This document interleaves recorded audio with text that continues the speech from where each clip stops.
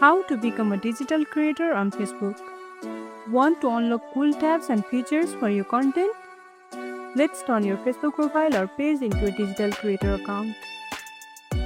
You have two options. Option 1. Convert a personal profile to professional mode. Open the Facebook app on your phone. Tap your profile icon at the top left. On your profile page, tap the three dots beside Edit Profile. Then tap Turn on Professional Mode. It may say Become a digital creator in some versions. Facebook will explain the features like insights, monetization, and more. Tap Turn on to continue. Choose your category like digital creator, blogger, gamer, etc. Select digital creator and tap next. Customize your bio, links, and profile settings if you want. You are now a digital creator.